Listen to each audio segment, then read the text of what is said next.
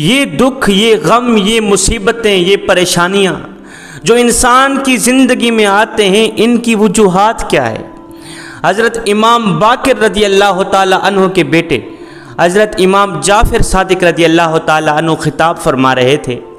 دوران خطاب کسی نے سوال کیا، حضرت ایک بات تو بتائیں، انسان کی زندگی میں دکھ آتے ہیں، پریشانیاں آتی ہیں، مصیبتیں آتی ہیں، ان تمام چیزوں کے آنے کی وجہ کیا ہے؟ سبب کیا ہے؟ آخر کیوں انسان کی زندگی میں دکھ آتے ہیں؟ کیوں انسان کی زندگی میں پریشانیاں آتی ہیں؟ انسان دکھوں میں مبتلا کیوں رہتا ہے؟ حضرت امام جعفر صادق رضی اللہ تعالی عنہ نے فرمایا، میاں میں نے اپنے بابا حضرت امام باقر رضی اللہ تعالی عنہ سے سنا، انہوں نے اپنے بابا سے سنا، انہوں نے اپنے بزرگوں سے سنا، انہوں نے میرے بابا حضرت مولا علی رضی اللہ تعالی عنہ سے سنا۔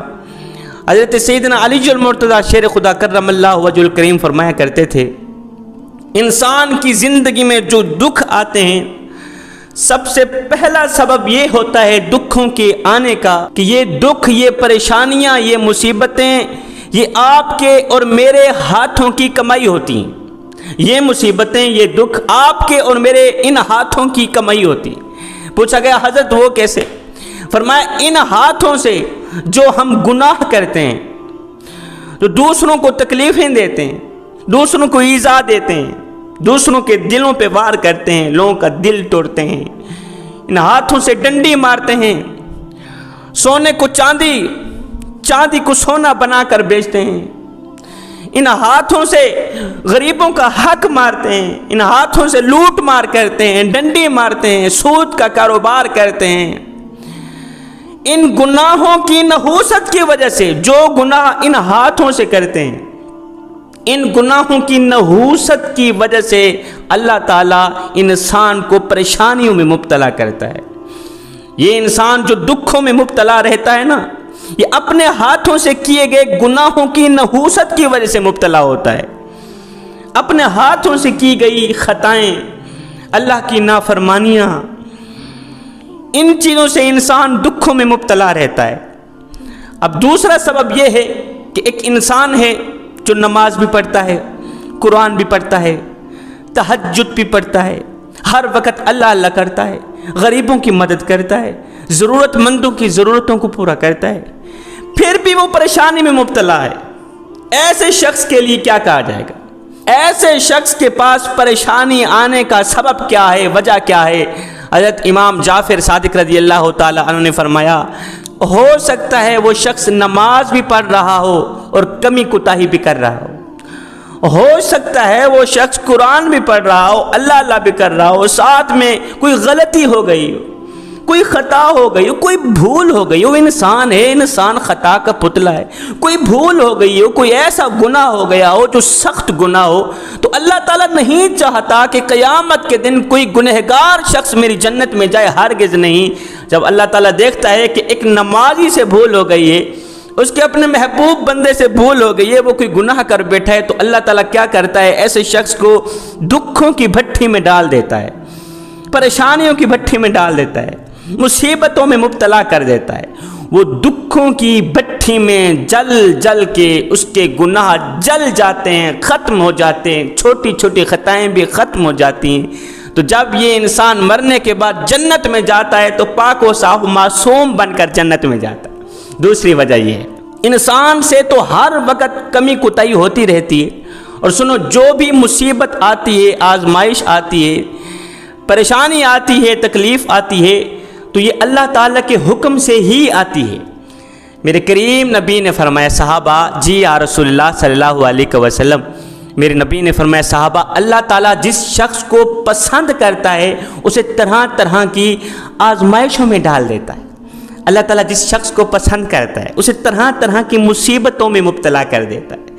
اللہ تعالیٰ جس مومن کو پسند کرتا ہے اسے طرح طرح کی مصیبتوں میں مبتلا کر دیتا ہے۔ وہ دکھوں کی بھٹی میں جل جل کے اس کے گناہ جل جاتے ہیں، یہ آگ اس کے گناہوں کو جلا دیتی ہے، یہ پریشانیاں اس کے تمام گناہوں کو جلا کر راکھ کر دیتی ہیں۔ مرنے کے بعد یہ جب انسان جنت میں جاتا ہے تو بالکل پاک و صاف بن کر جنت میں جاتا ہے۔ इंसान को कोई भी दुख, गम, मुसीबत या बीमारी आए, ये थकावट भी हो जाए, मेरे नबी फरमाते हैं अगर उसके पाँव में कोई कांटा भी छुप जाए, अल्लाह ताला इन सब चीज़ों के बदले उसके गुनाहों को माफ़ फरमाता है।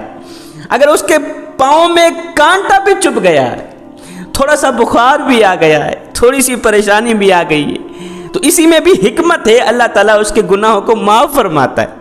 एक शख्स हज़रत सैयदना अली मुर्तज़ा शेर खुदा करमल्लाहु वजहुल करीम के पास आया, कहने लगा हज़रत आखिर क्या वजह है कि रात को सोते हैं ये इरादा करके सोते हैं कि सुबह उठकर फजर की नमाज पढ़ेंगे, सुबह उठकर तहज्जुद पढ़ेंगे, फजर की नमाज पढ़ेंगे, लेकिन फजर की नमाज नसीब नहीं होती, उठा नहीं जाता।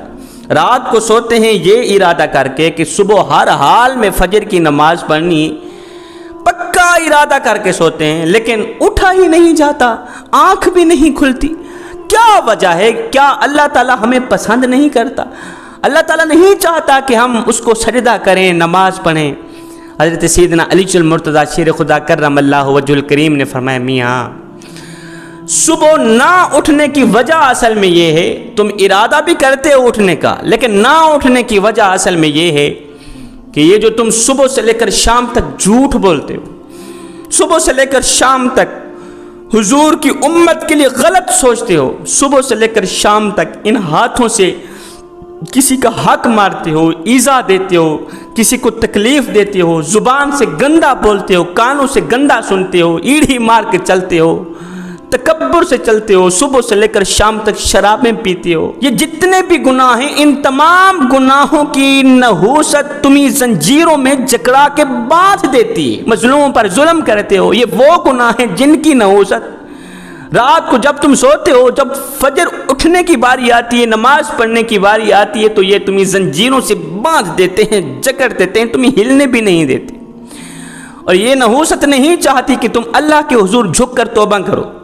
इसलिए हज़रत अली रज़ी अल्लाह ताला अन्हु फरमाते हैं, बचा करो गुनाहों से, गुनाहों से बचो, किसी का हक मारने से बचो, किसी का दिल तोड़ने से बचो। हज़रत अली रज़ी अल्लाह ताला अन्हु फरमाते हैं, सुबह से लेकर शाम तक उम्मत मोहम्मदिया के लिए अच्छा सोचा करो, इंशाअल्लाह नमाज के वक़्त के आने से पहले पहले तुम्हारी आँख खुलेगी। हज़रत अली रज़ी अल्लाह ताला अन्हु एक जुमला बोला करते थे, या अल्लाह मैं तेरी इबादत तेरी जन्नत की लालच के लिए नहीं करता, और ना ही तो तेरी जहन्नम के खौफ से करता हूँ। मालिक मैं तो तेरी बंदगी सिर्फ इसलिए करता हूँ कि तू लायक ही बंदगी के है, तू लायक ही इबादत के है। हज़रत इमाम अली मकाम इमाम हुसैन रज़ी अल्लाह ताला अन्हु से पूछा गया, हज़रत आपको नमाज अजीज़ है या जन्नत अजीज़ है? आज का हर एक शख्स सुबह उठकर जब फजर की नमाज पढ़ता है कहता है मालिक मुझे जन्नत अता करना। कोई भी शख्स कोई भी नेक काम करता है कहता है मालिक मुझे जन्नत अता करना। हज़रत इमाम हुसैन से पूछा गया, हज़रत आपको जन्नत अजीज़ है या नमाज अजीज़ है? आपने फरमाया, मियाँ मुझे जन्नत से कहीं ज़्यादा नमाज अजीज़ है, मुझे जन्नत से कहीं ज़्यादा नमाज अजीज़ है। कहा क्यों? फरमाया इसलिए कि जन्नत मेरी रज़ा है और नमाज मेरे सोने रब की रज़ा है। मैं अपनी रज़ा को अपने रब की रज़ा पे कुर्बान करता हूँ, अपनी मर्ज़ी को अपने रब की मर्ज़ी पे कुर्बान करता हूँ।